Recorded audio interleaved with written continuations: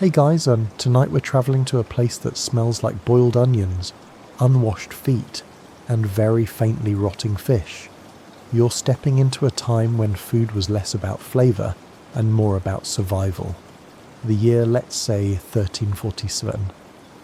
The place, a small muddy village somewhere in what will one day be France. The air is thick, and you can already hear someone vomiting in the alley next to the thatched tavern. You probably won't survive this.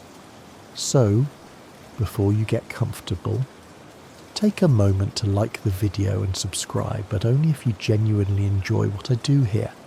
And if you're tuning in from somewhere far, drop your city and local time in the comments. I love knowing where this sleepy caravan travels. Now, dim the lights, maybe turn on a fan for that soft background hum, and let's ease into tonight's journey together. You trudge through a crooked little lane where the ground is so churned with mud and waste you can't tell what's dirt and what's dinner. There's a persistent dampness that clings to everything: your clothes, your shoes, your soul. Every house exhales a different stench: boiled cabbage from one door, something burnt from another, and more than one mystery smell that makes your eyes water. It's not like anyone's using soap, not unless it's made of lye and goat fat. Honestly, you can't decide which is worse. At the village centre, the communal oven wheezes out black smoke. A cluster of women huddle around it, gossiping, coughing, swatting at flies. Each has brought their own chunk of dough to be baked if they can afford flour this week. You see someone drop their loaf, they pick it up, blow on it, shrug. Back into the oven it goes. Bon appetit.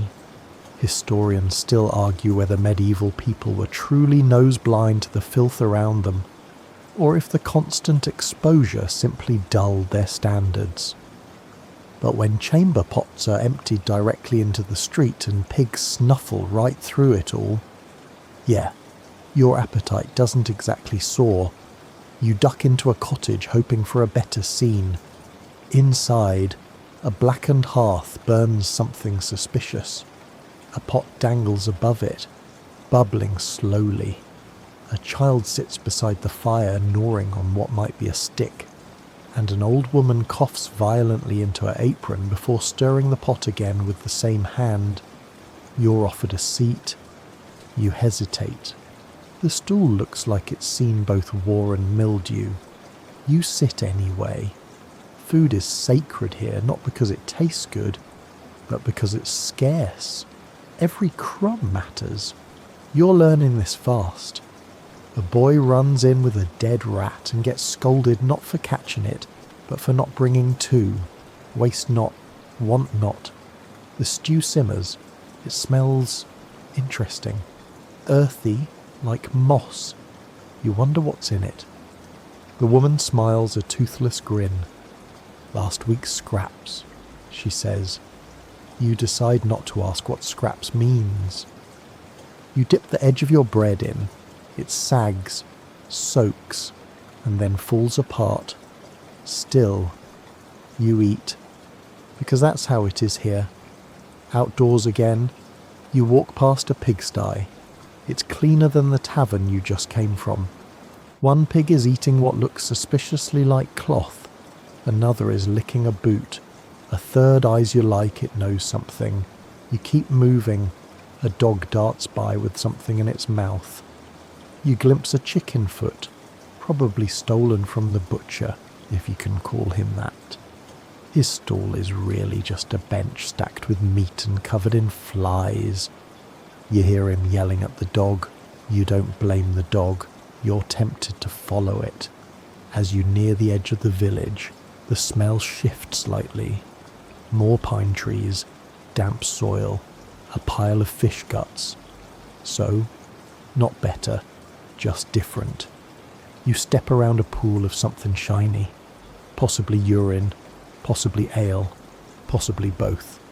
You don't ask. You just keep walking. You find a small gathering of people crushing nuts with stones, acorns, mostly. They'll dry them, grind them, and mix them with flour, stretching every bit of bread.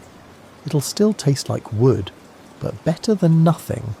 You join in, smashing a few, your fingers stained brown and sticky with tannin. Even here, even now, food is communal. Meals are shared not out of generosity, but out of necessity. If you don't contribute, you don't eat. And if you get sick, well, good luck. Someone mutters that the baker's son died last week. Food poisoning. Maybe.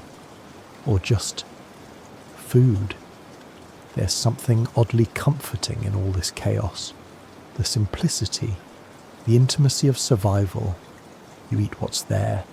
You thank the pot, even if it gave you hives. You live with hunger like it's a familiar neighbour, annoying but permanent. The sun dips lower. A bell rings in the distance, calling people to evening prayer, or maybe just signalling the tavern's open.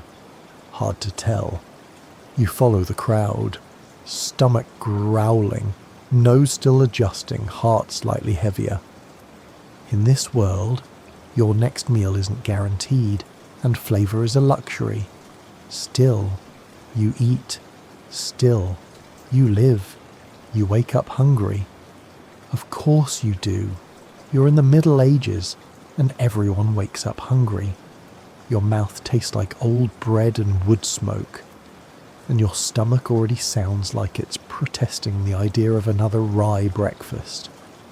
You drag yourself from the straw pile you slept on, scratch at a flea bite or three and head outside, because someone's already lighting the fire near the communal oven. You're hoping for bread. That's the best case scenario. But as you join the early risers gathered around the stone oven, a chill slinks down your spine. The woman beside you clutches her belly and mutters, "Hope this batch don't dance." You blink. She means ergot. See? Most people in your little village eat rye bread. It's cheap. It grows even when the weather's trash, and you can stretch it with anything from ground bark to bean flour. But there's a catch when rye gets damp and sits too long. A certain fungus shows up, Claviceps purpurea. You don't know that name, of course. You just call it cursed grain. But the results are the same, a loaf that looks normal but brings on convulsions, burning limbs and vivid, nightmarish hallucinations. The church calls it holy fire. You call it Tuesday. Historians still argue whether medieval people actually understood the cause of these outbreaks, or just blamed it on sin, witches, or an angry Saint Anthony. Spoiler, usually all three. What's clear is that whole villages have suffered waves of dancing plagues and mass hysteria, some say brought on by tainted bread. You chew slower now. Today's loaf is dark, dense, crunchy in a suspicious way. You break it open, nothing wiggling. You sniff it. Smells like bread and damp socks. That's a good sign. Probably you nibble, chew, swallow. Your stomach rumbles like it's negotiating with itself. Your gums hurt a little because the bread is hard, crusty, and ground with enough stone fragments to start a quarry. You wonder if teeth were considered optional back then. They must have been, judging by how many villagers are already missing theirs. A kid nearby bites into his crust, winces, then grins, gums bleeding slightly. Still better than last week, he says. You don't ask what happened last week. You wander to the baker's corner. He's slouched by the oven, eyes red, hands black with soot. He tells you the last grain shipment came from 2 towns over, but the sacks had mildew. Picked out the worst of it. He shrugs. You nod like that means something. What you're really hearing is if this bread sends you into a week-long seizure, it's your own fault for being poor. Still, you eat. You see a family scraping burnt bits from yesterday's crust and soaking them in ale to soften them. They look content. The youngest is chewing on a piece the size of his fist. Maybe it's not so bad, you think. Then a man down the lane starts vomiting violently, collapsing to his knees in the mud. People scatter. Someone yells, "Don't touch him." The baker frowns. Could be the bread, or the water, or bad cabbage. Pick a card. Any card. To be fair, not all bread is deadly. In rich houses, they get fine white loaves made of sifted wheat flour. You've seen those only once during a feast at the manor. They looked like clouds, tasted like nothing. You weren't allowed more than a corner. Here, you eat brown bread, dark as soil, thick as your arm, sometimes with oat, sometimes barley, sometimes something called maslin, a mix of wheat and rye. Usually when the baker's desperate, it fills the belly. It doesn't satisfy. You remember Aruma, a town up north where they bake bread with chestnuts and honey. You dream about that sometimes.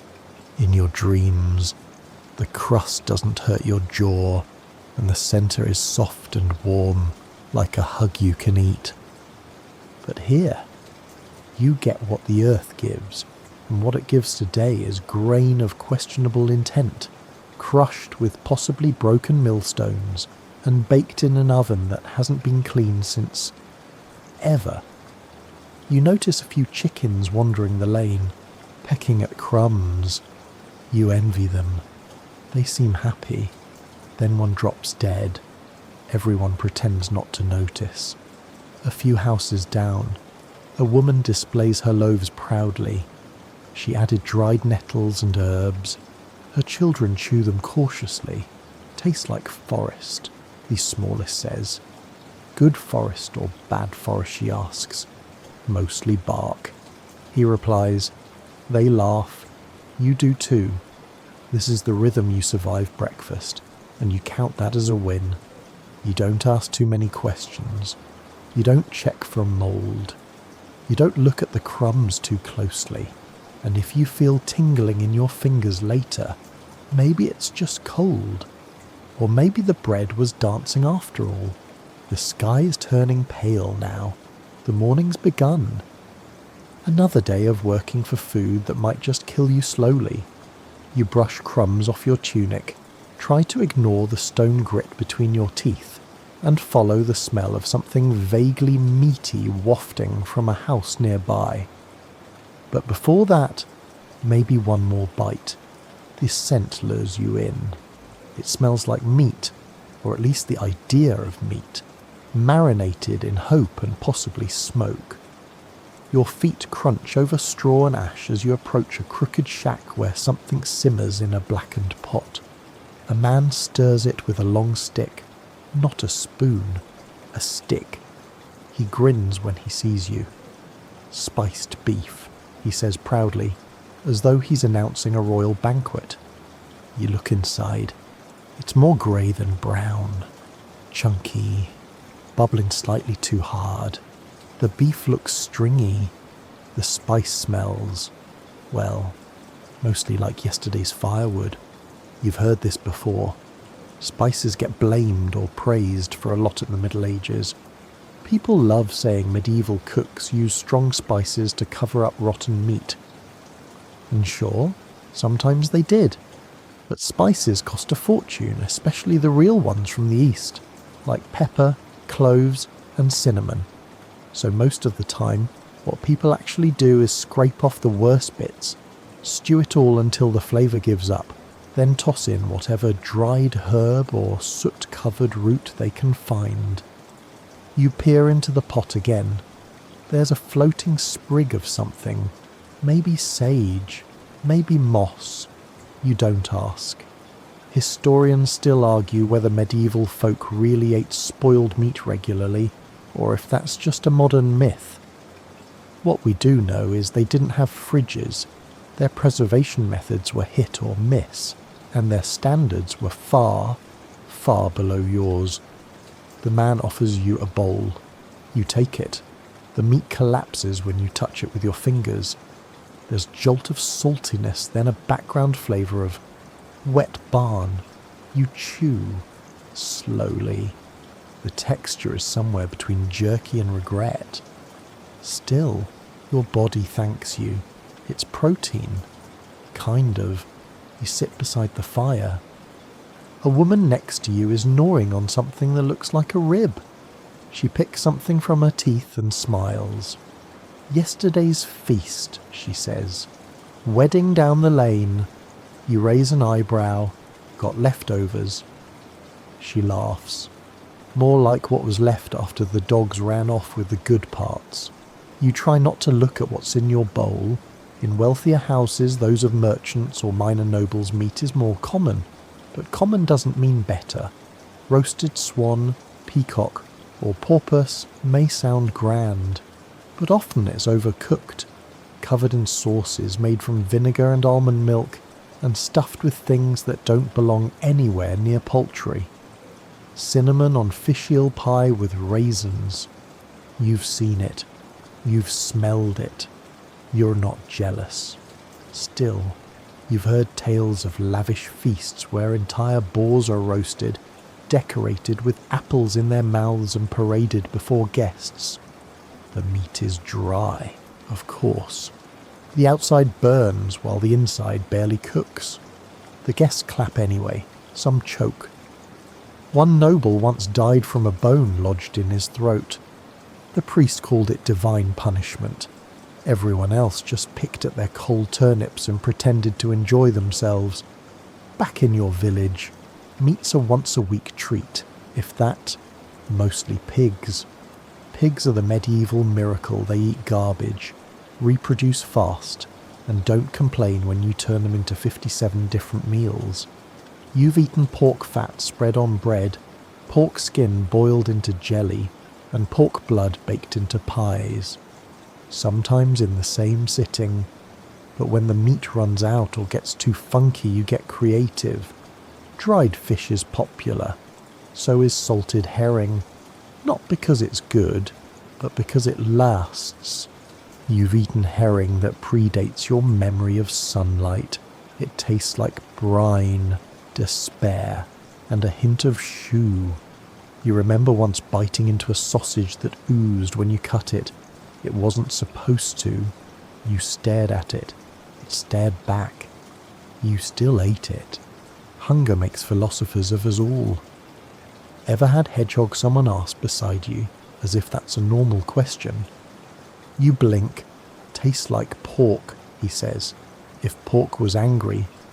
Turns out, people eat all kinds of things in the Middle Ages when times get tough. Badgers, squirrels, even cats, though no one admits to that. Not in public. Anyway. And birds.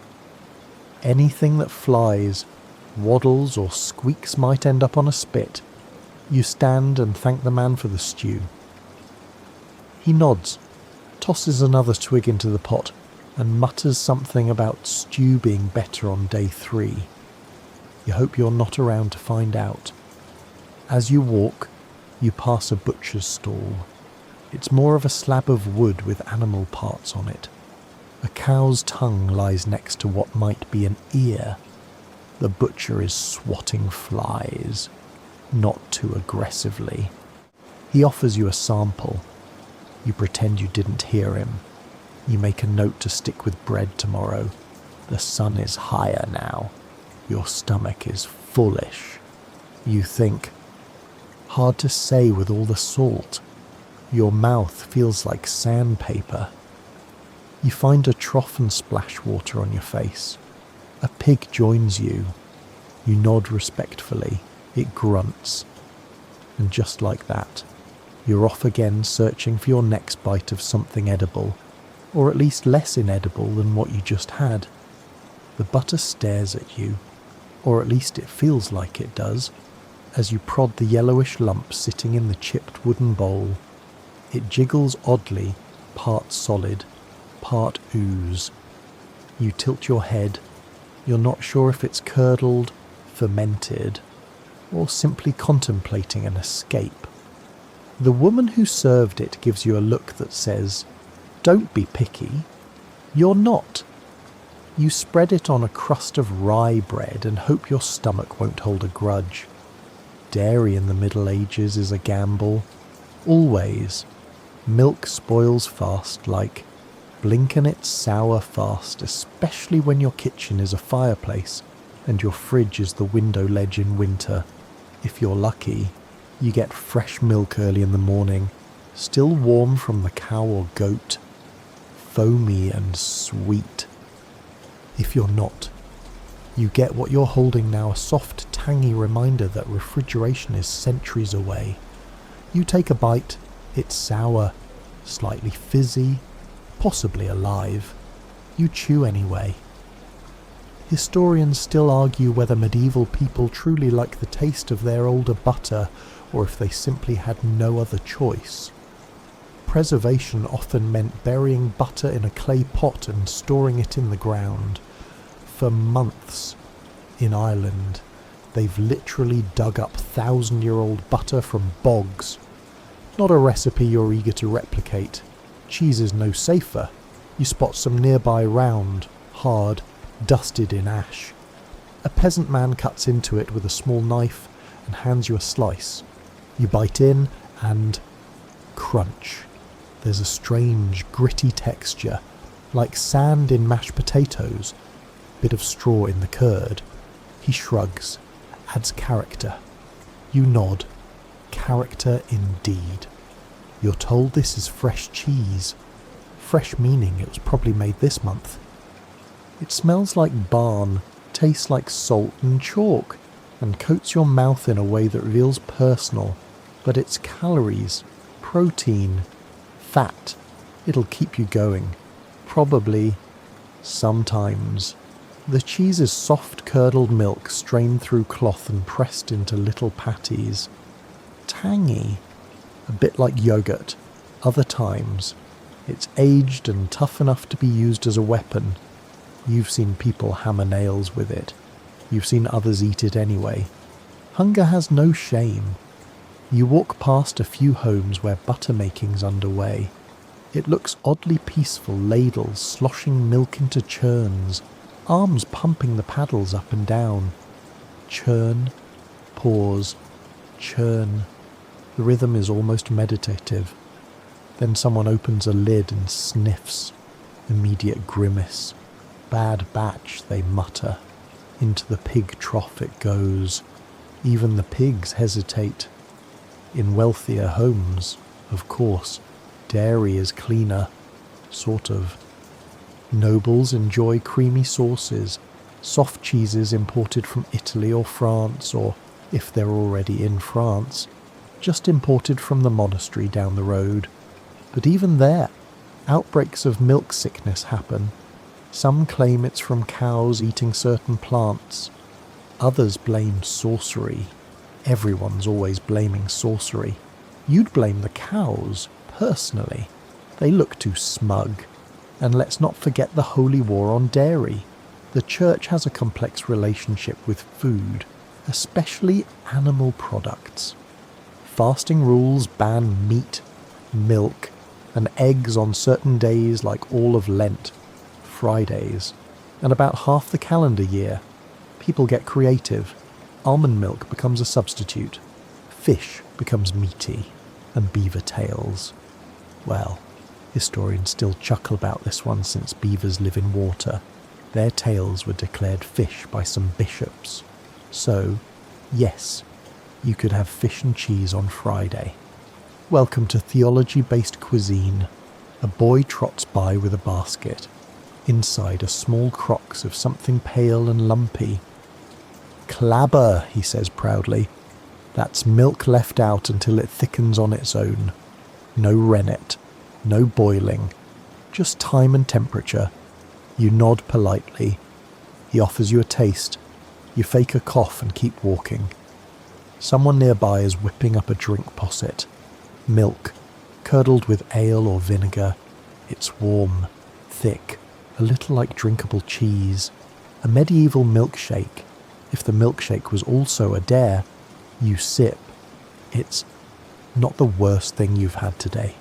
Suddenly a woman screams, not the murder kind, more the frustrated "I spilled the butter again" kind. You see a lump of pale goo sliding across the floor, trailed by straw and chicken feathers. It's butter, escaping butter. You salute its bravery as it disappears under a bench. Life with dairy in the Middle Ages is constant negotiation. You never really trust it, but you need it. Butter adds flavour, sort of. Cheese adds texture, also sort of. Milk, when fresh, is a rare luxury. When sour, it's a punishment you endure with a stiff upper lip and a silent prayer. You lick your fingers and glance at the bowl. The butter is still staring at you. You stare back. A fly lands on it. You decide that's a sign to move on. Tomorrow, maybe there'll be honey. You don't even like honey that much. But right now, anything not made of curdled sadness sounds like a dream. You're starting to notice something odd, something missing, actually. Where are the vegetables? You look around. You've seen bread, some meat-adjacent things, dairy with an attitude, but vegetables, not so much. A few limp onions drying on a string, some shriveled greens in a pot, a cabbage that looks like it survived a war. That's it. Here's the thing, vegetables in the Middle Ages are second-class citizens. You don't crave them, you tolerate them. They're poor people's food, and unfortunately that's exactly your demographic. You head to the edge of the village, where a crooked little garden struggles against frost and general despair. A woman is kneeling there, pulling something from the soil. Parsnips, long, pale, and vaguely accusatory. She wipes one on her apron and bites in. No salt, no boiling, just dirt and defiance. You remember yesterday's meal. There was a vegetable in it. Probably. It might have been turnip. It might have been not. It was orange. Kind of. Historians still argue whether medieval people truly avoided vegetables out of suspicion, or just because they didn't have good ways to preserve or cook them. But many viewed green things with a mix of disdain and vague fear. Some thought raw vegetables caused illness.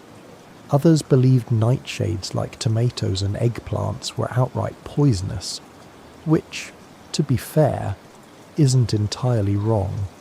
You don't eat a raw eggplant unless you enjoy stomach cramps and existential doubt. You spot a pile of leeks nearby. Leeks are a staple.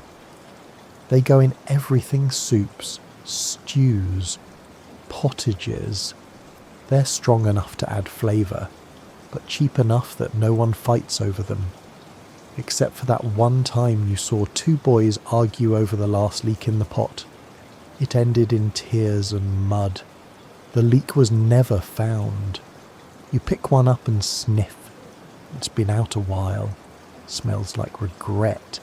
In noble households, vegetables are sometimes used as decoration. A roasted bird might sit atop a bed of greens. Carrots may be carved into shapes. No one eats them. They're not food, they're furniture. Meanwhile, you would sell your left boot for a fresh bean. You visit a nearby field where some older kids are foraging. Dandelion leaves, nettles, sorrel, anything edible and vaguely leafy. One boy points at a mushroom. The others shout no in unison. That mushroom apparently killed someone's aunt last year, or turned her into a frog. Hard to say. The Middle Ages is 90% rumours and 10% real-life horror stories. You pass a hut where a pot is boiling. Inside cabbage. Of course it's cabbage.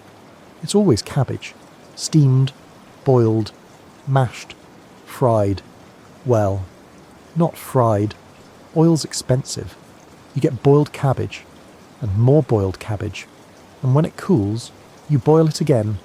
The smell is pungent, that uniquely medieval blend of sulphur and wet socks. You take a bite.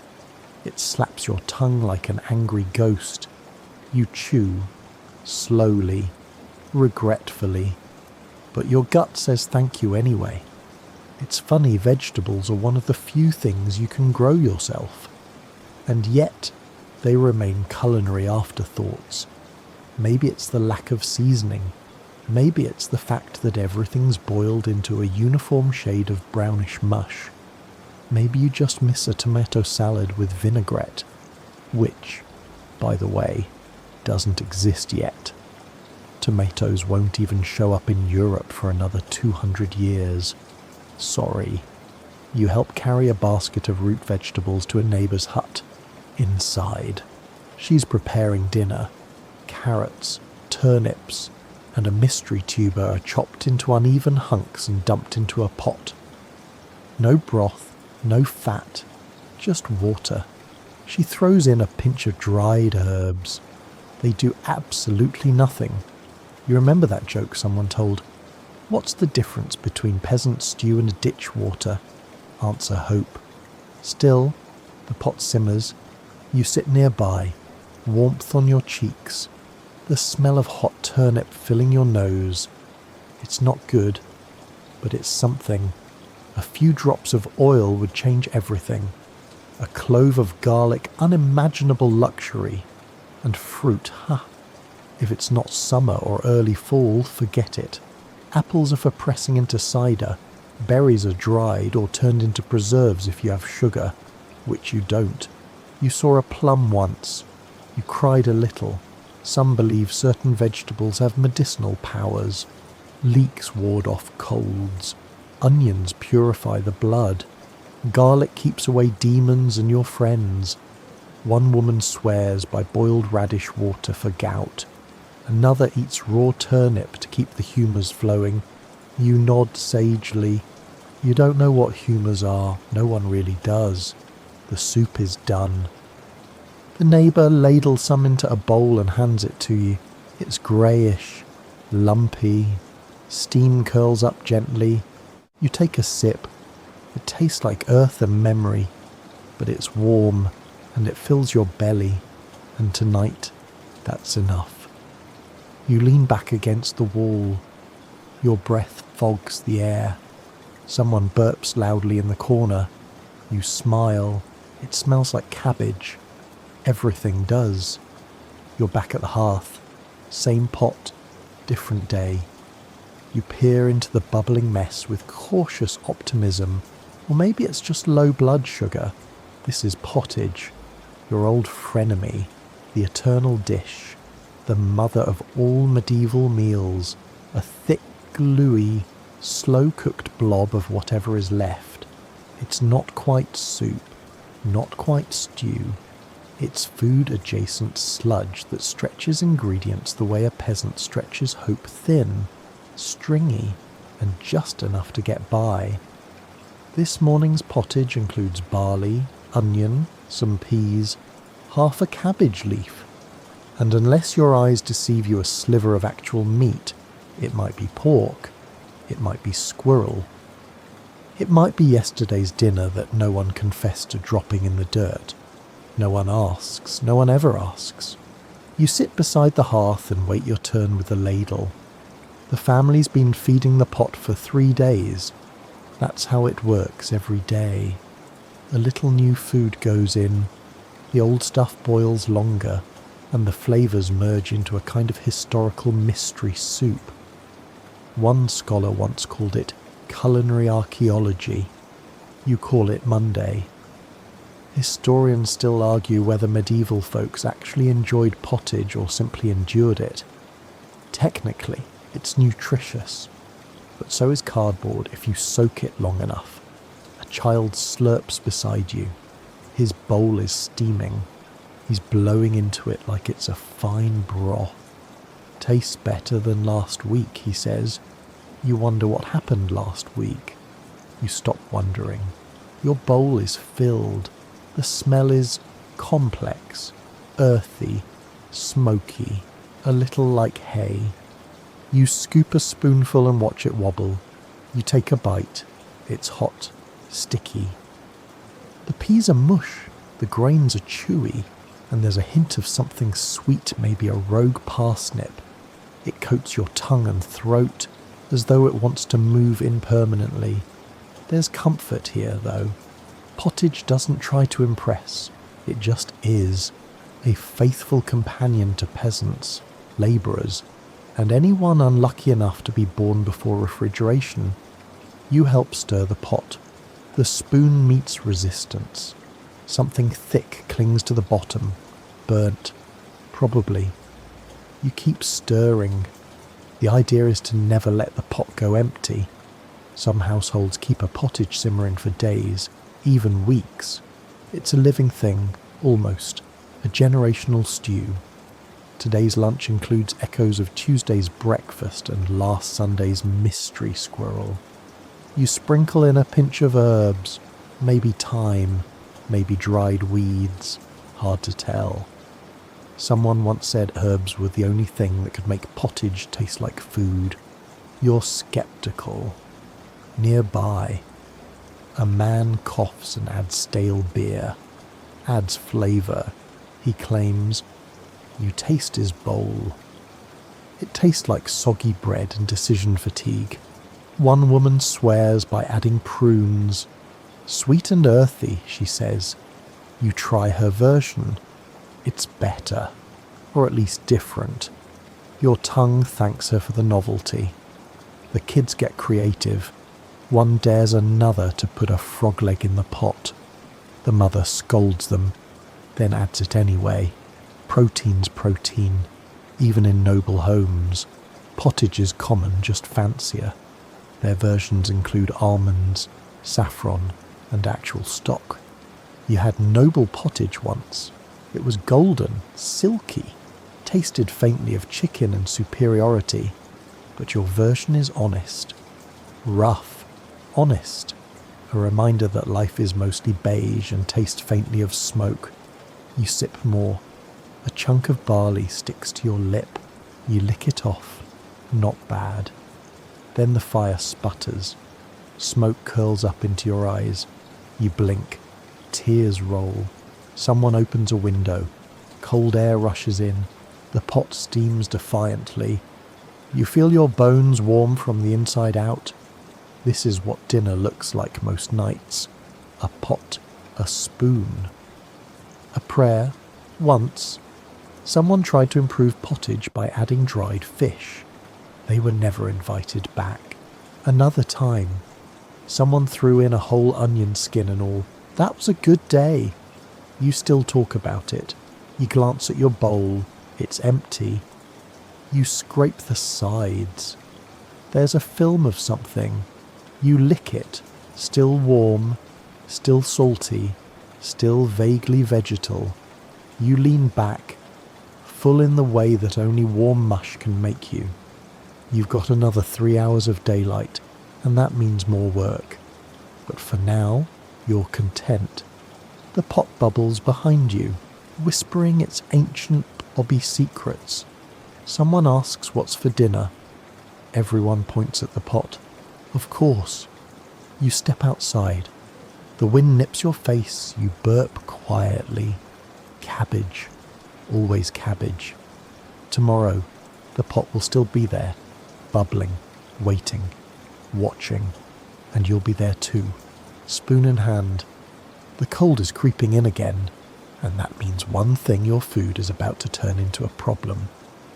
See, there's no pantry stocked with canned beans, no freezer packed with neatly labelled leftovers, no electricity, period.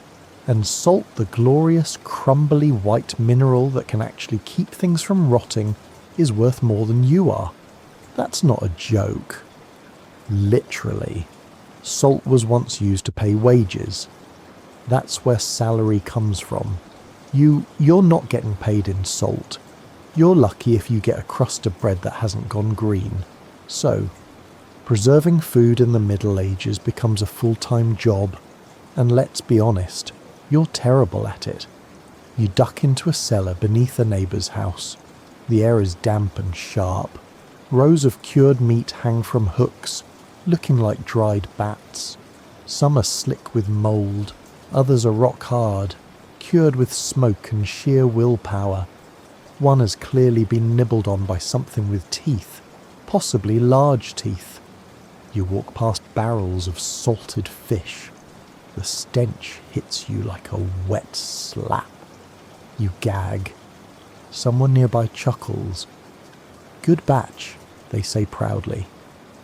You nod, eyes watering. Apparently, good just means it didn't kill anyone last winter. Salt is precious. Too precious. Only the well-off can afford to properly salt meat. The rest of you. You make do. You dry it, smoke it, hang it in the wind and pray for cold weather. But even that doesn't guarantee safety. There's always a bit of rot. Always a gamble. Historians still argue whether medieval people could actually tell when food had spoiled. Some say they just got used to the taste. Others suggest their guts were tougher, hardened by years of eating things as today wouldn't pass a raccoon sniff test. You once ate a dried sausage that shattered when you bit into it. It tasted like leather and mystery. You kept eating. It was winter. Speaking of winter, you remember last year's cabbage. It was pickled, but something went wrong. Too little salt. Not enough brine doesn't matter. The jar exploded in the cellar and the smell never left. They burned the shelves. You visit the market and spot a woman selling preserved pears. You ask what that means. She says, "I put them in a jar last month." You ask if there's sugar. She laughs. Sugar's imported. It's a fantasy. The pears are just sitting in cloudy water, floating like lost souls. You pass. Then there's dried food, beans, peas, lentils, legumes are your winter warriors. You soak them overnight, boil them for hours, and still chew like you're eating pebbles. But they fill your belly, and that's what matters. Grains are another staple. Flour goes rancid if it gets wet, so it's kept in cloth sacks, tied tightly, hung from the rafters. Sometimes the mice get to it, sometimes the weevils. You've bitten into more than one biscuit that crunched in a way flour alone shouldn't. You once opened a flour sack to find it moving. You closed it again, walked away, pretended it didn't happen. There are other tricks. Smoking is common. You've seen entire rooms filled with smoke and hanging meat. It makes your eyes sting and your clothes stink for days, but the pork lasts longer. Sort of. There's a joke that goes, if it's not smoked, it's spoiled. If it's smoked, it's just spoiled slower. Today, you help a neighbour wrap salted fish in cloth and hang it from the ceiling. The salt is coarse, mined from somewhere distant and expensive. They guard it like treasure. You spill a few grains and nearly cause a family rift. You step outside and breathe fresh air for the first time in hours. You can still taste fish. In a noble kitchen, you'd have more options: powdered spices, honey for glazing, vinegar pickling. You once heard about someone preserving oranges in brine. Brine. For oranges, you've never even seen an orange. You can't even imagine it. Instead, you rely on nature and sheer desperation. Cold weather is your friend. So is the wind. So is not dying from botulism, which you don't know the name for. But you've definitely experienced the symptoms. You trudge back home, where a small clay jar waits by the hearth. Inside is your own attempt at preservation boiled beans, dried with herbs, sealed with fat. It's old. The fat has cracked. You sniff it. Not awful. You poke it. Not moving. You eat it. A little gritty, a little funky, but edible. That's the bar. Not tasty, just edible. You settle by the fire. Someone's gnawing on dried apple rings. You ask if they're sweet. They shrug. Dry. They say, everything's dry now. You wrap yourself in a cloak and stare into the flames. The warmth of the hearth, the scent of burning peat, the dull ache of a stomach half-fed, all familiar, all survivable. Tomorrow, you'll try the dried mushrooms someone gave you last spring. You'll pretend they're fresh. You'll pretend you're rich. You'll pretend not to notice the chewiness. For now, the smoke curls gently into your hair. The salted meat sways in the rafters. The cold knocks softly at the door. And you're still here. You're not sure when it happened, when beer quietly became your most reliable friend. Maybe it was the 5th time water made you violently ill. Maybe it was the morning you realized you hadn't had anything but ale for 3 days straight and felt strangely fine. Either way, this cloudy, warm, slightly sour brew is your daily companion now. Breakfast ale, lunch ale, that cough you can't shake. More ale, everyone drinks it, even children, especially children. At least it doesn't kill you. Well, not quickly. You reach for the jug sitting near the hearth. It's been fermenting for a couple of days in a barrel that once held something very different.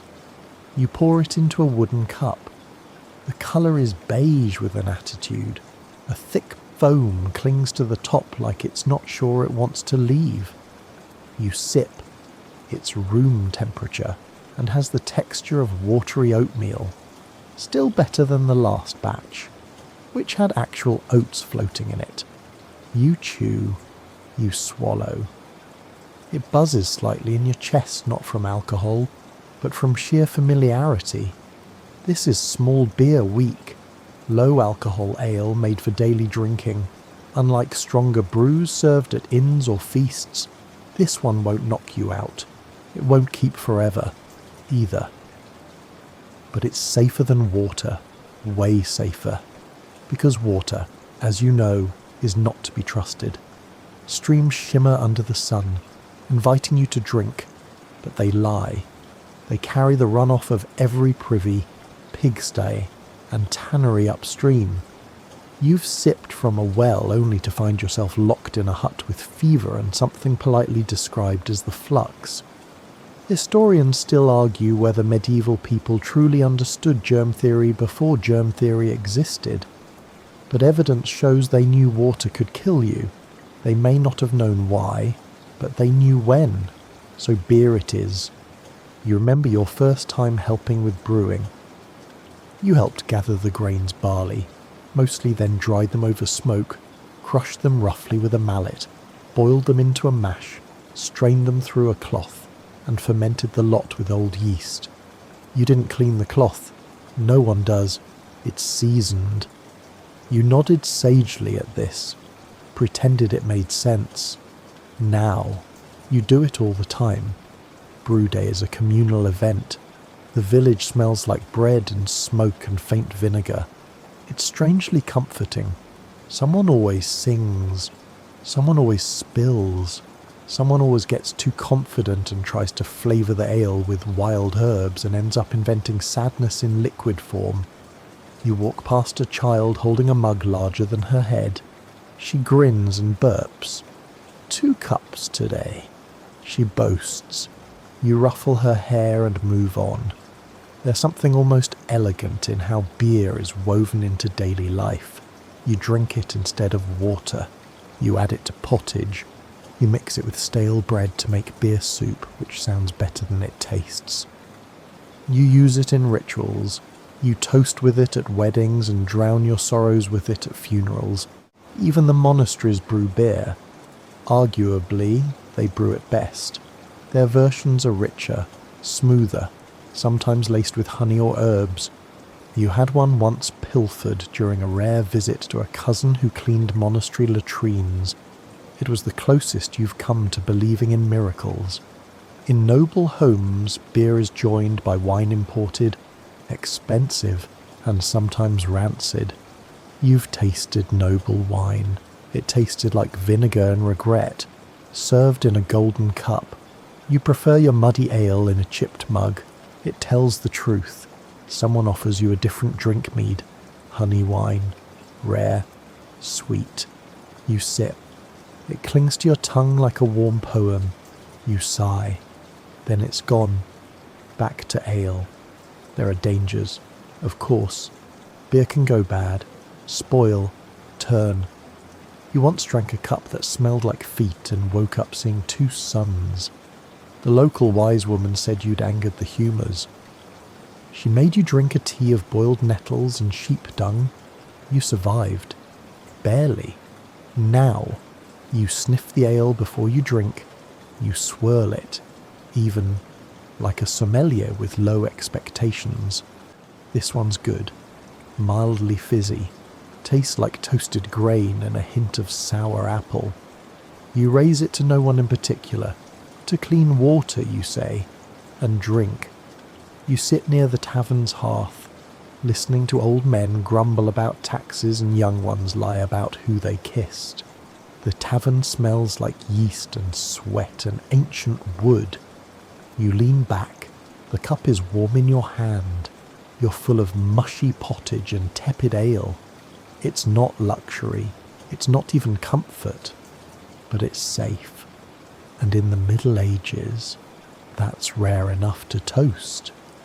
You're thirsty again.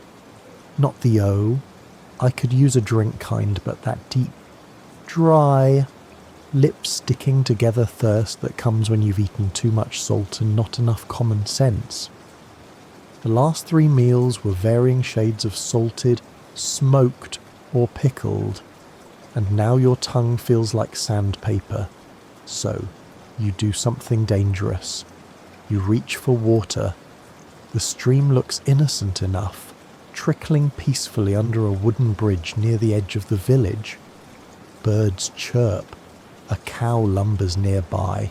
A child throws a rock in with a splash. It's almost picturesque. Then you remember this is also where people dump their chamber pots. You glance upstream. There's a laundry woman scrubbing clothes with lye. A pig drinking. A man washing his boots probably after stepping in something tragic. And just past the bend, hidden by willows, is the tannery. You smell it before you see it, a pungent mix of lime, urine, and ancient sorrow. That water, it's poison in disguise. Still, it's not like you have many options. The well in the centre of town is a step up, but not much. The bucket creaks as it's pulled up, slick with algae and something darker. The water smells faintly metallic. Maybe iron, maybe rats. You pour a bit into your wooden cup and hold it to the light. Well, there's some light. It's cloudy. Not in the poetic. Sky full of clouds way. More like soup someone forgot to season or filter. A few mysterious floaters drift lazily at the top. One wiggles. You put the cup down. Historians still argue whether medieval people avoided water entirely or if they just accepted the risk. What we do know, many preferred watered drinks, mead, even diluted wine, not because they were party animals, but because their water sources were basically roulette wheels for dysentery. You once knew a man who only drank water, said it was pure. He's dead now. Cholera? Probably. So when you do drink water, it's been boiled. Usually. The village healer insists that heating it clears the bad spirits. Whether it's spirits or bacteria, you're not sure. But boiled water tastes safe, flat, lifeless, but mercifully uneventful. Sometimes you flavour it. Add a few herbs, mint if you're lucky, dried nettles if you're not. Other times you toss in a crust of bread to make water gruel, which sounds worse than it is. Barely. You remember hearing about a town that built an aqueduct. Fresh, running water. Ingenious. Really, it worked until someone built a slaughterhouse upstream. That town's not around anymore. You walk past a neighbour drawing from a covered well. The rope squeals as the bucket rises. She pours it through a cloth filter. Well, filter might be generous. It's more like a twice-used apron. Still, it catches the frogs. You nod respectfully. Even snow is tricky. You'd think melting clean white snow would be safe. Sometimes it is. Sometimes you boil it and find black flecks at the bottom. Ash from nearby chimneys. Probably. Or soot. Or worst case rat droppings that came with the snow from the roof. You once tried collecting rainwater, set out a bucket, watched it fill slowly with cold, fresh drops. Felt like magic. Until a bird flew over. Let's just say it was a short-lived experiment. In wealthier households, water is fetched from special springs or filtered through sand and charcoal. You've heard of elaborate cisterns. One noble even hired a water taster, whose only job was to test for poison. You laughed at the idea until you got food poisoning from stew last winter. Now you'd hire 10 tasters if you could. There's a boy at the edge of the village selling clean water. You eye the jug. It looks clear. He winks and says it's from the sacred spring. You ask where that is. He points behind the butcher's shed. You walk away. You finally settle on a bowl of warm barley water. Thin, but at least it's been boiled. It tastes like cereal you forgot on the counter, but it hydrates you. Kind of. You sip, slowly. The warmth coats your throat, soothes your dry mouth, dulls the headache that's been building since morning. You exhale. That's better. The village bell rings. A cart rolls by, splashing brown puddles onto your boots. You don't check what it was. You just move. Because here, water is always a risk, but thirst is constant, and so you gamble, not because you're reckless, but because in the Middle Ages, drinking water is an act of faith. And today, you still have faith. You sit down to eat, but something's missing. You pat your lap, glance around. That's when you remember right. There are no forks. There are knives. Everyone's got a knife. Worn on a belt or hidden in a boot. Some are sharp, some less so. Yours is dull and slightly bent because you once used it to pry open a particularly stubborn turnip. That didn't go well. The turnip won. So, you pick up your bread with one hand, your knife with the other, and go to work. You saw a bit off, stab a piece of cabbage, scoop some pottage. Eating is hands-on, literally. Food is fingered, pinched, torn, passed, and yes, double-dipped. Across from you, a man tears meat with his teeth and wipes his fingers on the dog beside him. The dog seems honoured. Table manners, flexible. This is the normal way. No forks in sight. They exist somewhere, but they're rare, exotic, and vaguely suspicious. Forks look like devil's tools, some say. 2 prongs. What are you? A demon. The church isn't convinced they're moral, so instead, you get fingers, knives, and spoons carved from horn or wood. If you're lucky, you once saw a noblewoman with a silver spoon so dainty it looked like a fashion accessory. She dropped it in the fire and cried for an hour. You used a twig. You look down at your trencher, a stale, flat round of bread used as a plate. It soaks up whatever stew or sauce you've been served. By the end of the meal, it's soggy, brown, and infused with the entire flavour profile of the day. You eat it, of course. Unless you're a guest at a wealthier table, then the trencher is tossed to the poor or the dogs. Sometimes it's saved for tomorrow's pottage. Sometimes it's not. Your spoon has a crack in it. It adds texture. You scoop up some thick stew. blow on it, and realise someone's already dipped into this pot before you. That's fine. Everyone eats communally. Everyone shares. The concept of your plate, your food doesn't exist yet. It's one bowl, many mouths. Historians still argue whether this kind of communal eating fostered stronger community bonds or just stronger immune systems. You're leaning toward the latter. You've built up an immunity to at least 3 kinds of bacteria that would cause modern scientists to weep.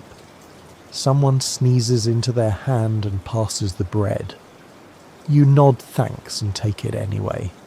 Hunger trumps hygiene. To your left, a man's elbow deep in a pie. His fingers glisten with grease. He licks them loudly. To your right, a child is eating soup with his fingers. He's doing his best. There are rules, of course. You're expected to eat with your right hand. The left hand is for less savoury activities. If you forget, someone will remind you, loudly, and possibly with a thrown onion. Spitting bones on the floor, perfectly normal. Tossing scraps to dogs under the table, expected. Burping. Some say it's a compliment to the cook. Others say it just means you didn't chew properly. Either way, no one flinches. You remember a feast once a real noble affair. There were dancers, minstrels, golden platters of food, and Everard dressed in stiff embroidered clothes that made sitting down a 2-person job. You were in the corner, serving wine. One guest reached for a goose leg, dropped it, picked it up with his bare hands, wiped it on the tablecloth, and kept eating. And that guy owned half the county. So yeah, manners are more suggestion than rule book. You finish your stew, wipe your fingers on your tunic, and lean back. The woman next to you offers a pickle from a grimy jar. You accept. It's sour, possibly still fermenting. Your lips tingle. You make a face. She laughs. It's the closest thing to dessert you'll get. A dog jumps up and licks your bowl. You let it. He earned it. Then, the final course cleaning up. You don't have a sink. You don't have soap. You have a rag that's been used for cleaning everything from spilled beer to baby spit. You use it on your spoon. Good enough. You stand. The bench creaks. The table is sticky, stained, alive with crumbs and stories. You brush off your hands and step away, full not just with food, but with a kind of grim satisfaction. Because in the Middle Ages, dining is less a private ritual and more a team sport. You don't eat neatly, you eat together, and that means grease-streaked hands, shared bites, chewed crusts, and the occasional unidentifiable object in your pottage. You don't always know what you're eating, but you know how you're eating, and that's enough. You thought the peasants had it rough, and they absolutely do, but now you're at a feast in the great hall of the local noble, and you're beginning to realise something the rich eat weird. You were invited as a helper, technically, someone to refill goblets, clear trenchers, carry platters, but no one's paying attention to you, and the food is right there, and what food it is. The hall is smoky from too many torches, crowded with too many men trying to talk over each other, and echoing with the screech of a hired musician soaring away at something with strings. The air smells like roasted meat, spilled wine, sweat, and a dash of incense, just enough to pretend this isn't total chaos. On the table in front of the Baron, a whole roasted peacock, not just roasted redressed. After cooking, someone painstakingly reassembled its feathers and arranged them around the carcass so it looks like it could fly off at any moment. The effect is majestic, also deeply unsettling. You glance at another platter eels baked into a pie, their heads poking out as if screaming. One opens its mouth slightly when jostled. You step back. You always assume the nobles had it better, and in some ways, they do. They eat meat, lots of it. Game, fowl, fish, pig, cow, deer, swan. The animals change with the season, the sauces change with the chef. But the truth stays the same.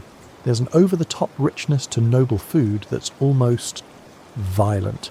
Historians still argue whether nobles genuinely enjoyed their elaborate meals or simply performed them for show, because everything here is spectacle.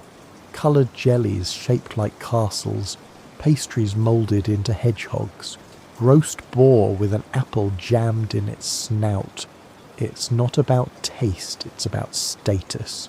You watch a man try to cut into a capon glazed with gold leaf. He gets through about half of it before giving up and wiping his knife on his sleeve. "Bit tough," he mutters. You saw the capon hanging in the kitchen earlier. It had been sitting unrefrigerated for 2 days. Tough doesn't cover it. You pass a tray of custards to a woman in furs. She takes one, sniffs it, and drops it into the folds of her gown when she thinks no one's looking. Smart. There's a bowl of something fragrant and sticky lamprey in a spiced wine sauce. The Baron takes a huge bite, chews thoughtfully, and announces, "Better than last time, less grit." You try not to look at the lamprey's tiny teeth as one falls from the spoon and splashes onto the table. You remember hearing the story about King Henry who has died, supposedly from a surfeit of lampreys. Too many, too rich, too fatty. It sounds absurd, but now, watching these nobles stuff their faces with his writhing eel soup, you kind of believe it. The bread is white, bleached, sifted, soft. Not a trace of grit. It tastes like air and money. You tear off a piece when no one's looking and pocket it for later. You're not proud. Some of the sauces look like liquid rubies, cranberry and red wine. Others are bright green or mustard yellow. Every dish is seasoned within an inch of its life. You can smell the cinnamon from across the room. Sugar, too dumped into meat dishes in quantities that would make your teeth crack. Sweet, sour, spicy, all mixed together like a dare, and yet so much of it is barely edible. The meats are often undercooked, charred outside, bloody inside. The fish smells a bit too fishy. A pie crust caves in like a collapsed roof, revealing a sludge of stewed figs and pigeon bits. You hear a noblewoman say, "Oh good, the bones are still in." You carry the next course in something jellied, wobbly and shimmering. You're told it's fish set in aspic. It jiggles ominously. You suppress a shudder. The guests applaud. You pour wine into goblets. This stuff isn't the vinegar, you know it's dark, fragrant, and expensive. But some still mix it with water. Habit, maybe, or trauma. You don't blame them. Nearby, a knight picks up a leg of something roasted, bites in, and then pauses mid-chew. He pulls out a long feather. Everyone laughs. "Good luck," someone calls. The knight shrugs and keeps eating. You sneak a piece of roast turnip. It's fine. Overcooked and limp, but familiar. You miss your pottage. Nobles don't drink ale. They drink wine or mead, unless they're slumming it. You catch snippets of conversation, estate taxes, dowries, a neighbour who got excommunicated for stealing swans. No one talks about the food. They just shove it in and keep talking. By the end of the meal, half the table is covered in scraps, sauce, bones, and soggy trenchers. A dog licks something sticky from the floor. The minstrel begins another song. Several people groan. You step back, exhausted. Your tunic smells like goose fat. Your shoes are sticky. Your stomach is confused. Because yes, nobles have more food, more variety, More extravagance, but you're not sure they're any happier. Half of them look bloated, the other half are drunk. One man excuses himself and promptly throws up behind a tapestry. No one reacts. You quietly slip out the side door, clutching your stolen crust of white bread. The night air is cold and clean. The stars flicker. You chew slowly.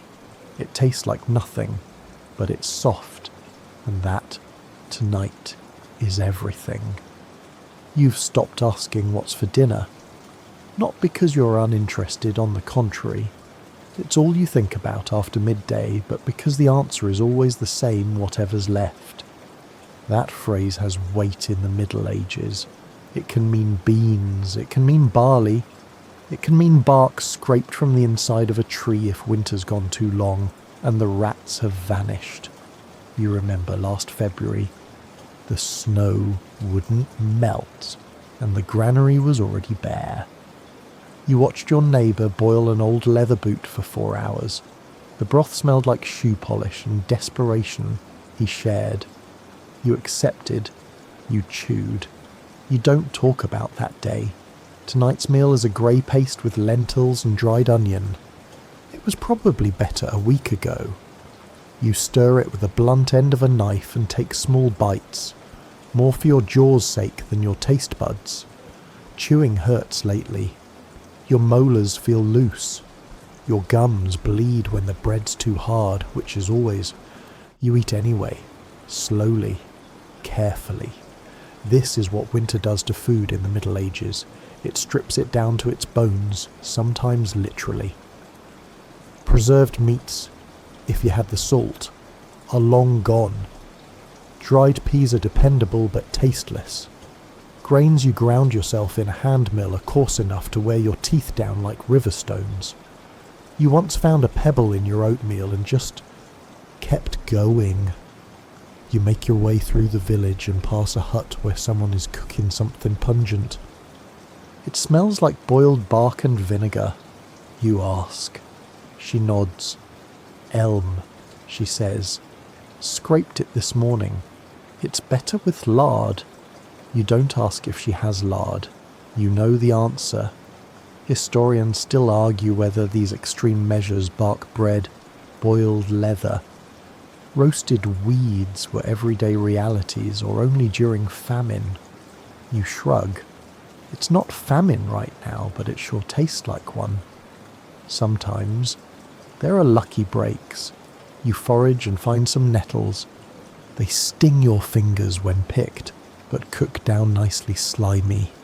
But filling. Mushrooms. Dangerous game. A few are safe. A few are meals you never finish. You once ate one that made everything smell like copper for 2 days. You avoid mushrooms now. You help gather dried beans from a neighbour's loft. They rattle like bones in a sack. You soak them overnight. The next day, they've absorbed just enough moisture to resemble something that might once have been fresh. The texture is chalky, the flavour non-existent. But your belly thanks you. You dream of summer sometimes. Strawberries, fresh peas, bread that doesn't make your gums bleed. You once bit into a soft plum and nearly cried. Then you remembered you were in public and swallowed it whole. You visit the village oven.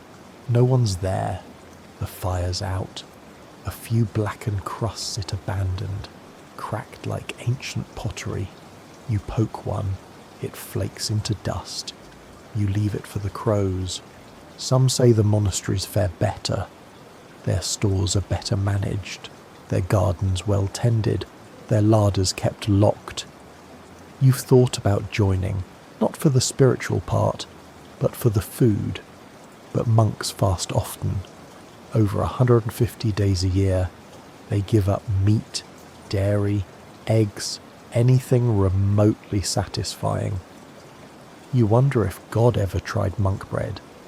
There's a story someone tells you as you sit chewing the same barley stew you've had 3 nights running.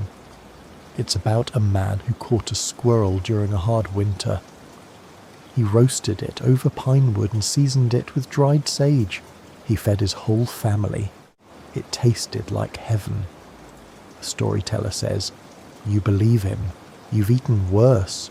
You've chewed on old crust dipped in wine. You've gnawed on frozen lard. You've ground acorns into powder, soaked them, boiled them, and mashed them into something resembling bread. You've considered whether candle wax has calories. It does. You once tried roasting a beetroot. It caught fire. You ate it anyway. Now, as night falls, you sit by the fire and warm your hands on the sides of your clay bowl. There's a chunk of dried apple in tonight's pottage. It's chewy. It tastes like hope. You think about tomorrow's meal, or the lack of it, but only for a moment, because you're eating now, and right now, that's enough. You wake up hungry again, but this morning is different. It's one of those days the church calendar is circled in invisible ink, a fasting day. Now, to be clear, you fast all the time, just not on purpose. But when the church says fast, it means no meat, no dairy, no eggs, no animal fat. Depending on the priest's mood, sometimes even no joy. Which is awkward, because you weren't exactly swimming in goose liver to begin with.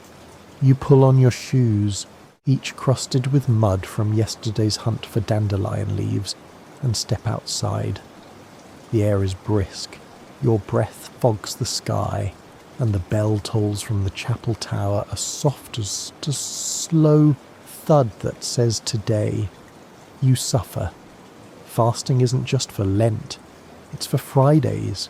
It's for Wednesdays. It's for certain saints' feast days. And sometimes it's because the priest feels like it. All in all, more than half the year, you're told to abstain from rich food, which wouldn't be so bad if you had any rich food. So what do you eat? Fish, in theory. But you don't live near a river. You don't live near anything except a forest and a stream with suspicious-looking frogs. So you eat fish in the way a poet eats metaphors loosely. Pickled herring if you're lucky. Dried cod if someone walked in from the coast. But most days you improvise. You remember the monk who said beaver tails count as fish, because beavers live in water? That's logic you can toast to. You've never seen a beaver, but you've eaten something chewy and tail-shaped that was probably allowed. A neighbour once served barnacle goose, claimed it hatched from driftwood and didn't count as meat. You raised an eyebrow. She raised a spoon. You both ate in silence. Historians still argue whether people truly believe these classifications or just bent the rules to avoid starving. You believe both. Faith has many faces. One of them is hungry and squinting at a pigeon, wondering if it counts as seafood. You visit the village cook fire. Today's fasting meal is broth, barley water, a few wild herbs, a scrap of cabbage. Someone stirs it like it owes them money. The flavour is holy suffering. You take a bowl. Nearby, an old man brags that he made fish stew with everything from the river. You take a look. It's pondweed, a snail, and something that might be a drowned insect. He slurps it proudly. You nod with the respect you'd give a knight. In noble households, fasting is creative. Almond milk replaces cream. Crushed raisins and honey make fake meat glazes. They bake dough in the shape of fish and call it a miracle. You once served at a noble fast and watched them eat pastries shaped like lamb shanks. You bit into one. It was fig paste and eel. You wept quietly. You gnaw your bread slowly. No butter, no lard, just hard crust dipped in bitter herb water. Someone offers you a lentil cake. It tastes like sadness pressed into a disc. You remember the time your neighbour broke fast during Lent. ate a meat pie in secret, then confessed. The priest made him sit through 3 sermons and shovel manure for penance. Worth it, he said. You finish your bowl and feel, not full, but no longer desperate. That's a win. A boy nearby picks up a frog, looks at it, puts it down. Too risky. Tonight, the village gathers for evening prayers. The fire flickers low. Everyone smells faintly of onions and ash. The priest speaks of sacrifice, of cleansing the soul through hunger, of joining Christ in abstaining. Your stomach grumbles, loudly. The woman next to you elbows you and smirks. When the prayers end, you walk home slowly under a heavy sky. The fast will break tomorrow. Maybe there will be cheese. Maybe there will be eggs.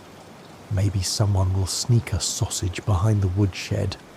You wouldn't blame them, because in the Middle Ages, fasting isn't about willpower. It's about survival with style. The market is buzzing, or at least it hums with a kind of gritty energy, like a beehive that's half asleep and full of mould. You walk slowly, your boots squelching in the mud as you dodge a pile of turnip greens, a puddle of something brown, and a chicken that looks like it's considering a career in crime. You're here for food, but you also know better than to ask too many questions. The butcher is already shouting, "Fresh meat, fresh today." You squint at the table in front of him. There's a pig's head, eyes closed, tongue out a few ribs, and something cylindrical you don't want to name. The flies are thrilled. The butcher swats at them with a cloth that's done more wiping than cleaning. He smiles with one tooth and gestures to a pile of sausages. You stare at the sausages. They stare back. They're greyish, speckled, coiled in lazy loops like sleepy snakes. You ask what's in them. He shrugs. Bits. That's the whole answer. You nod. You know what bits means: scraps, organ meat, offcuts, things left too long in a bucket. Whatever couldn't be sold yesterday, minced, salted and stuffed into an intestine. If you're lucky, it's a pig's intestine. If you're not, well, you don't ask. Historians still argue how regulated medieval markets actually were. Some towns had official meat inspectors, but most enforcement was like the weather, unpredictable and often absent. Vendors stretched the truth like they stretched their ingredients. You've seen pies that were 30% meat and 70% hope. You once bit into a meat pasty that crunched in a way no pastry should. You found a feather, the cook said. Adds flavour. You move on to the fishmonger. Today's selection is dried, smoked, or already halfway into decomposition. The smell hits you like a confession. He smiles, rearranging a stack of salted herring with fingers stained black from brine and history. Caught just yesterday. He lies. A cat circles his ankles. You catch its eye. You're not sure who pities whom more. At the vegetable stall, things look better until you get close. The carrots are soft. The onions are sprouting. The cabbage has mould, but only on one side. You know the rule: cut off the green bits and pretend. A woman sells pies from a cart. Meat pies, fruit pies, mystery pies. You try a bite of one. It's warm, greasy, tastes like cinnamon and possibly squirrel. You decide not to know. It's delicious. You eat the whole thing in 4 bites and consider buying another. Next to her, a man sells puddings, a loose term. These are dense bags of grain, fat, and anything else he can tie into a casing. One is labelled plum. You ask where the plum is. He shrugs. Maybe inside. The baker's stall is comforting, in a grim way.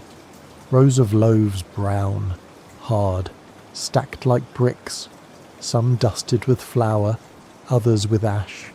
You tap one, it echoes. He cuts it open to show the inside. A mouse scurries out. Only one, he says, brushing it off. Discount. You buy it anyway. At the egg cart, a girl squints at the sun. They were fresh last week, she says, without irony. You shake one near your ear. No ominous slosh. That's a good sign. You remember the tale of the meat pies of London from Travellers. Supposedly, they were made of anything. Rat, cat, dog, horse. True or not, you believe it. Because hunger makes you creative. And medieval markets are where creativity becomes cuisine. You reach the end of the row. A man with a bent hat offers special stew bones. They're small. Too small. You glance at his dog. It looks nervous. You walk away. Still, you've filled your bag. A loaf. A turnip. A dubious sausage. Maybe an egg that won't betray you. It's enough. As you trudge home, your feet heavier than your basket, you think about how food in the Middle Ages isn't just nourishment, it's negotiation. Every bite is a bargain, every coin a gamble. And in the market, flavour is optional, but survival, that's for sale daily. You wake to the sound of chewing. At first, it's faint rhythmic, wet, familiar, then louder. You groggily turn toward the hearth, expecting to see someone finishing off last night's stew. But no, it's the old man from 2 doors down. He's gnawing on a crust so hard it could double as a roofing tile. You admire his determination, his gums. Not so much. You stretch and run your tongue along your own teeth. A dull ache answers. That back molar again swollen, tender, possibly trying to declare independence. You sigh. Another day of chewing around the pain. Because here's the truth no one talks about. Your teeth are terrible. It's not your fault. No one brushes. Not really. You might rinse with wine or rub salt on your gums if you're fancy. Some chew mint or licorice root for breath, but that's masking, not cleaning. You've seen toothpicks made from goose quills. You've seen people use a knife. Once, a man tried a nail. You stopped watching after that. Bread is the enemy and the lifeline. It keeps you alive. It also sands down your molars one bite at a time, because most flour is stone ground, and bits of actual stone end up in the dough. It's not uncommon to bite into a crust and chip a tooth. You've done it. Twice. You remember a feast once where the trenchers were extra stale. A guest tried to break one in half and sprained his wrist. He used it to patch a hole in his wall. Dual purpose. You grab your own chunk of bread, slightly fresher, slightly less offensive. You chew carefully. The crust is hard. The middle is dense. There's a crunch that isn't grain. You pause. Grit or a bug.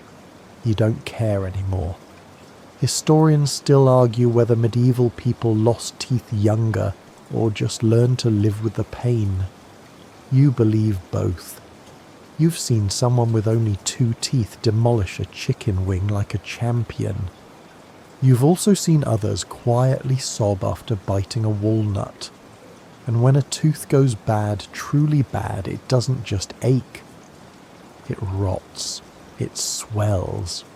It talks to you in pulses and thuds. You've seen swollen jaws the size of apples. Sometimes the village healer can drain it. Sometimes they just pull it. You helped once. Held a man down while the smith used heated pliers. He screamed for the first 2 seconds. Then he passed out. When he woke up, he said he could still feel the tooth. It was gone. A woman nearby stirs a pot of turnips. She doesn't even try the knife test. Just mashes them with a spoon until they're a greyish slop. Easier on the gums, she says. You nod.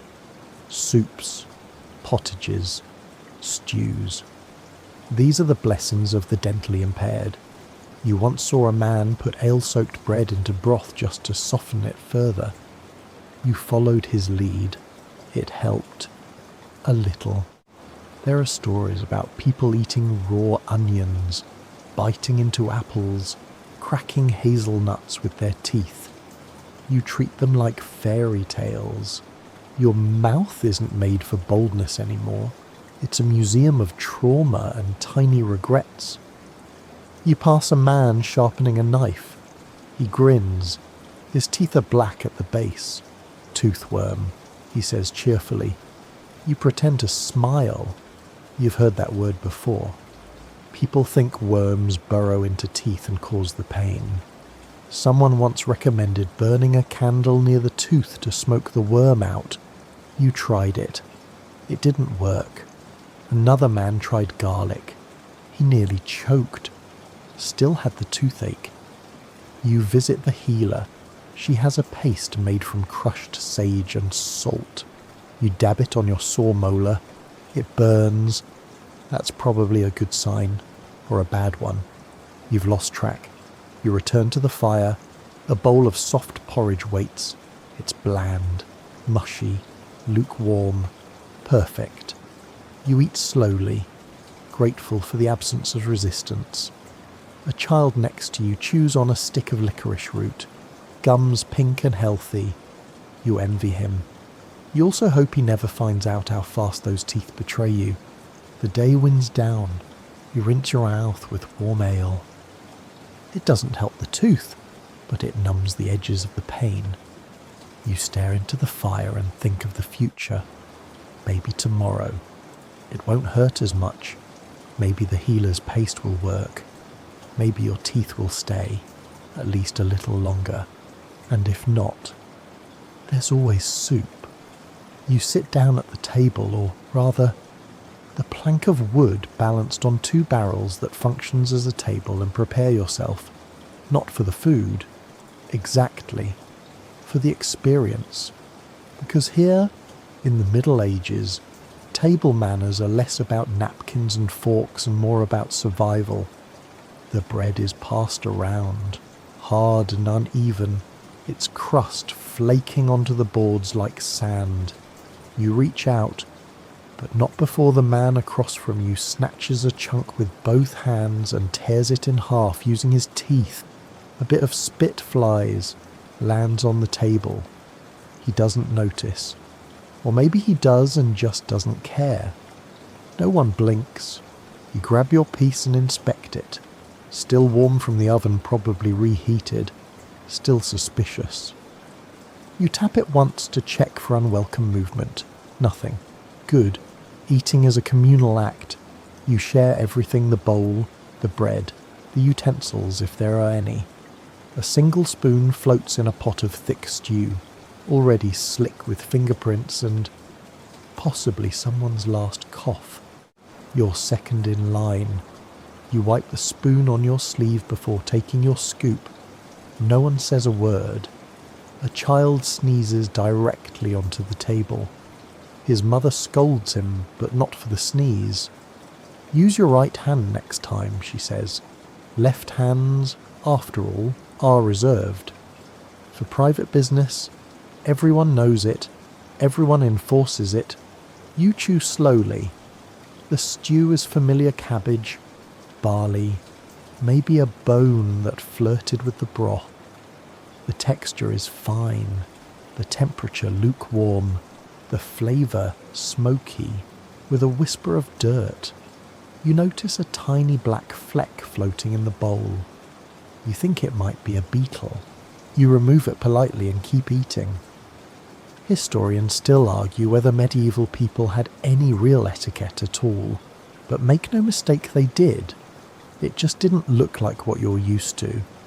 Table manners were less about elbows on the table, and more about not spitting bones at the wrong person.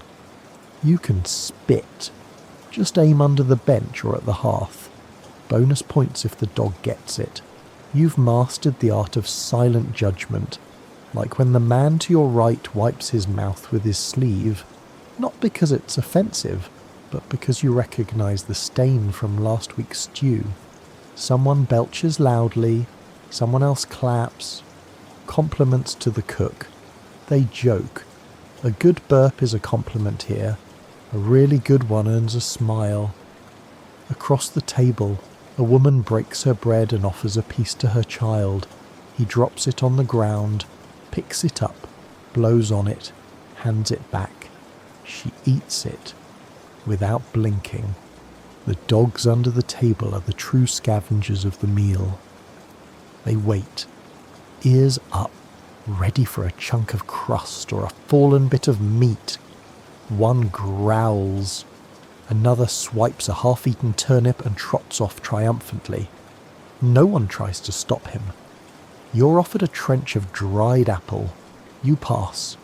Last time you ate apple, it had a worm. Not a metaphorical one. Then comes the sweeter mash of beans, honey, and ground almonds.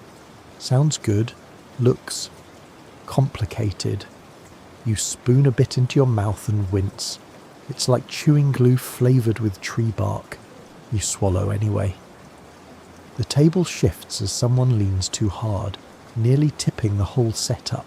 A bowl sloshes over. A woman curses softly and lifts her skirt to mop it up. Someone chuckles. You catch yourself licking your fingers. No napkins. Remember, you wipe the rest on your tunic. You look around. Everyone else does the same. There's a code here, unspoken but strict. Don't hoard the bread. Don't chew too loudly. Don't talk with your mouth full unless you're yelling for more ale, in which case shout freely, and don't insult the food, ever, even if it's cold, even if it's alive. You once saw a man complain that the cheese was too sour. The cook, a woman with arms like oak trunks, didn't say a word, just handed him a spoon and pointed toward the pigs. He didn't finish his dinner that night. You finish your meal, sit back. A sliver of cabbage clings to your shirt. You flick it off. The man across from you belches again, longer, louder. Someone claps. You feel oddly satisfied.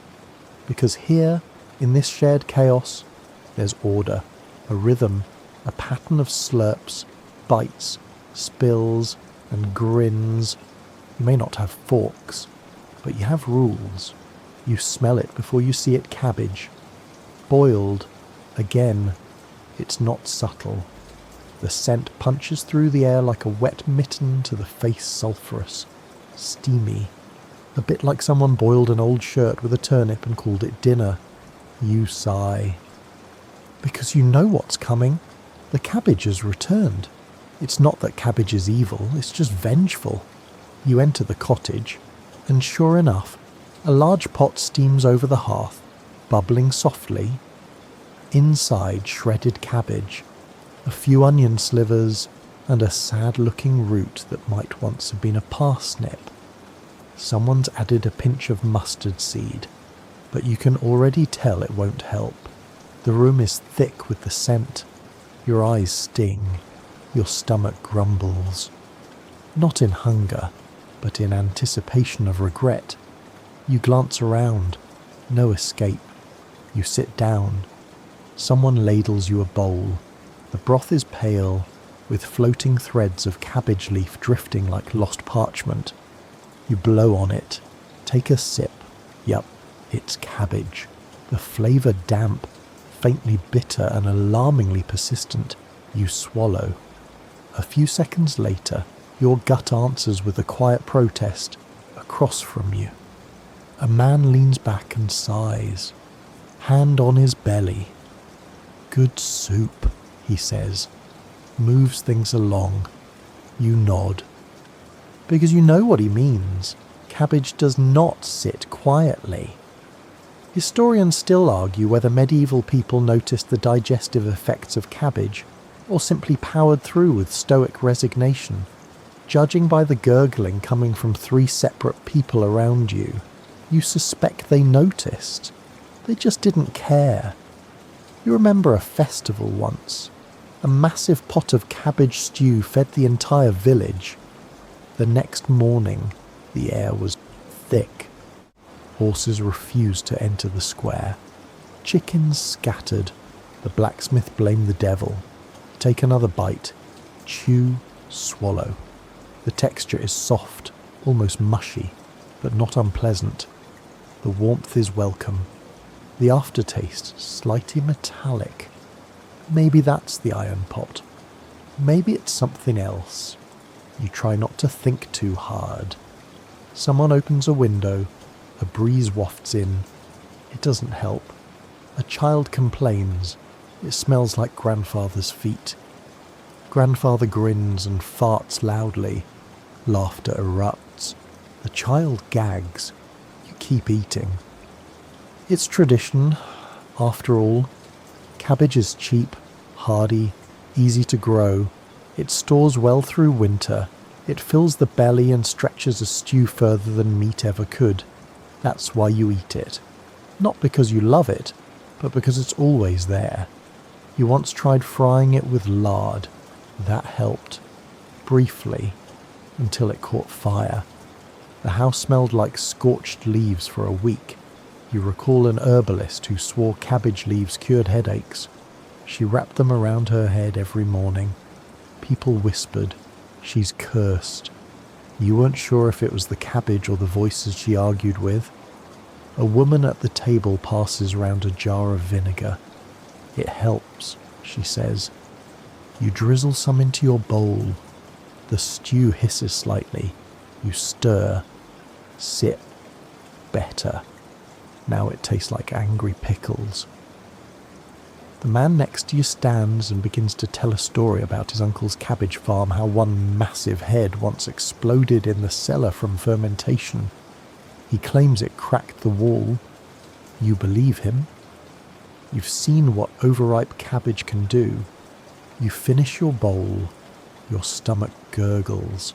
Someone coughs. Someone else belches. The room is thick with warmth, steam, and shared resignation. The fire crackles. A spoon clinks against a bowl. The baby in the corner starts crying, perhaps in protest, and then it begins, soft at first, then louder, a symphony of intestinal dissent, a gentle wave of poots, toots, and unspoken apologies. You stare into your empty bowl and nod. It has begun. Cabbage, the humble leaf, has claimed another evening. No one speaks. No one needs to. You all know. In the Middle Ages, food isn't just eaten. It's endured. And cabbage is a test of digestion, of dignity, of group solidarity. You stand slowly. Your stomach shifts. You nod good night and head for the door, bracing yourself against the cool air of evening. Behind you, someone laughs and lights a candle. You walk faster. You've noticed something curious during your time in this village. People don't just eat differently. They eat according to their place. Food isn't just about hunger. It's about rank, status, what you wear, where you sit, even what colour your bread is. You grab a chunk of coarse, dark rye, dense and grey like a storm cloud, and chew slowly. This is your bread, peasant bread, the kind made from rye, barley, maybe some oat if it's a lucky day. It's filling, but not exactly soft. If it had a voice, it would mumble and complain about the cold. Then you remember the white bread from the Lord's kitchen. You had it once. It was so soft it practically apologised as you bit into it. That's his bread. Noble bread. Made from fine wheat flour.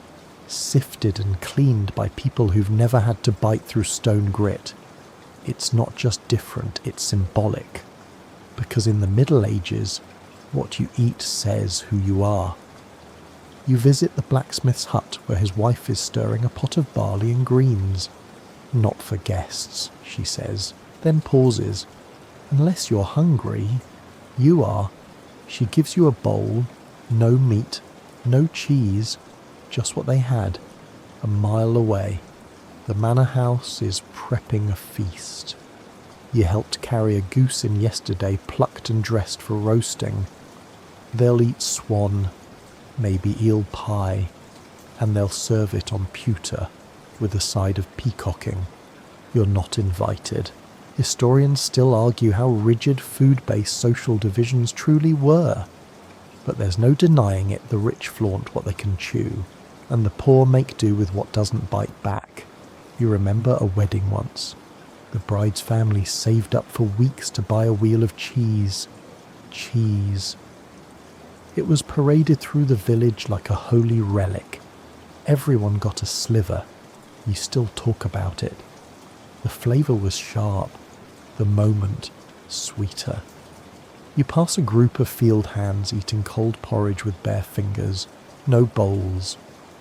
Just hands, mouths, and tired eyes. No one complains. Complaining requires energy. Bread again. A different neighbour shows you his status loaf a lighter shade of brown. He says he got wheat flour from a travelling merchant. You raise your eyebrows. For a good price, he adds quickly. You both laugh. Even ale comes with its own hierarchy. The nobles drink wine strong, heady, imported. The peasants drink ale brewed in buckets, cloudy and warm. And water. Well, let's just say nobody's lining up for that privilege. You once saw a merchant's son turn up his nose at barley stew, called it animal food. You watched his father slap the back of his head and eat 3 bowls. Dessert. That's a fantasy. For you, it's a dried apple slice if someone was generous. For them, it's almond tarts, candied violets, spiced pears poached in wine. You helped wash the plates once. You lick the spoon. It tasted like a song you weren't allowed to sing, and feasts don't get you started. A noble's feast isn't just a meal, it's a performance. Swans stuffed with herbs, pies that bleed fish, glistening towers of meat, and everything has a garnish rose petals, gilded almonds, a roasted apple pierced with cloves. It's a painting, not food. Sometimes you wonder if they even taste it, because while they eat for display, you eat for survival. Still, you find beauty in your bowl. A turnip may not wear gold, but it warms your belly. A rough crust may not impress a noble, but it fills the gap. And status isn't always about wealth. Sometimes it's about cleverness. You've seen a widow make a feast from cabbage, beans, and a spoonful of pork fat. You wept a little. Even animals follow this food chain. The Lord's hounds eat better than most villagers. You once saw them gnawing on a rack of lamb. You were eating boiled nettles. You made eye contact with the dog. It did not blink. You arrive home, carrying a sack of stale loaves from the baker. He gave them to you with a shrug. Too tough for the rich, he said. Too good to waste. You thank him. Because in this world, food is not just nourishment. It's a language, a ranking, a whisper that says this is your place. And sometimes, when no one's looking, you take that coarse bread, dip it in warm ale, close your eyes, and imagine it soft and golden, just for a moment. Tonight's story, you're told, is about a king. You're hunched near a fire pit, gnawing on what might be the last clean bone in the village, when someone leans in and says, "Did you ever hear about the feast that killed a king?" You stop chewing. They smile, eyes gleaming in the firelight. Lampreys. Ah yes, that story. You've heard versions before, about how King Henry III of England, a man of appetite and ambition, died not from battle or betrayal, but from dinner. Specifically, from eating a surfeit of lampreys, too many eels, not enough caution. You blink. You're eating a turnip. Lampreys, for context, are long, slippery, eel-like fish with circular tooth-ringed mouths that look like something from a nightmare. They were considered a delicacy by the rich and powerful. Roasted, spiced, soaked in wine. You've never seen one. You hope never to, but King's kings ate them like snacks. The tale goes that Henry's doctor warned him no more lampreys. Too rich, too heavy, too oily. Henry didn't listen. He feasted anyway. Days later, he was dead. Historians still argue over the cause. Some say food poisoning. Others suggest a heart attack. A few mutter about a stomach ulcer bursting. But lampreys is what everyone remembers. The meal that took down a monarch. You picture it a glittering hall, golden plates, roasted meats stacked in towers, servants pouring wine into goblets larger than your skull. The king, seated at the head of the table, eyes glittering, sweat on his brow, reaching for another piece of lamprey pie, the room spinning slightly, the candlelight bending, his stomach groaning. You've had cabbage stew for 5 nights straight. You're not dying from overeating. Still, the story sticks with you. Because if a king can be undone by food, what hope does anyone else have? You ask the storyteller what lamprey tastes like. Mud and old coins, they say. You nod. Sounds about right. Feasts in noble courts are dangerous games. Rich sauces, heavy meats, sweets piled high, and wine that never stops pouring. The body doesn't stand a chance. Indulgence becomes a threat. You've seen nobles waddling home from dinner, flushed and wheezing, moaning about a fullness of the stomach. That's noble speak, for I made a terrible mistake. You remember a baron who once ate so many stuffed dates he passed out mid-bite. No one noticed for half an hour. Contrast that with your table if you have one. You eat slowly, out of necessity, not elegance. Every bite is calculated, every morsel earned. Your stomach grumbles because it's empty, not overwhelmed. There's irony in this while the rich gorge themselves into illness. The poor cling to every root and crust to stay upright. One chokes on excess, the other on absence. A woman across the fire shares her own tale. A bishop who claimed fasting was holy then died after sneaking roasted duck under his robes. She laughs so hard she snorts. You all join her. The duck didn't stand a chance, even among kings. Food has power. The power to comfort, to punish, to end dynasties. You once read a monk's warning, "Let not the stomach be your grave." Wise words from a man who probably subsisted on lentil mash and regret. Still, you get the point. Your dinner tonight is simple sun bread, slightly less stale than yesterday, and a thick paste of beans and leeks. It tastes faintly of ash. You eat it all. Your stomach sighs, grateful. You look at the stars overhead and wonder how many kings stared at the same sky, belly full, heart racing, not knowing that their final battle wouldn't be fought with swords but spoons. You lean back, foolish, warmish, and a little smug, because you may not dine in castles, but at least you'll wake up tomorrow. The fire's nearly out now. It's late, how late? You don't know, because no one owns a clock but the embers are glowing low, and the cottage has settled into a kind of stillness. Someone coughs, someone else shifts under a wool blanket, and your stomach growls, soft and steady, like a lullaby made of hunger. You're not starving, not really, just unfinished, half full, light. You know sleep's coming soon, but before it does, your mind drifts to the ache in your belly. It's not pain, not exactly. It's just that hollow echo where dinner should be. You're used to it. The stew was thin tonight. Barley and cabbage, no fat, no meat, no salt, just heat and routine. You ate slowly, made it last. Scraped the bowl, lick the spoon, then you scrape the bowl again, just in case you missed something. You didn't.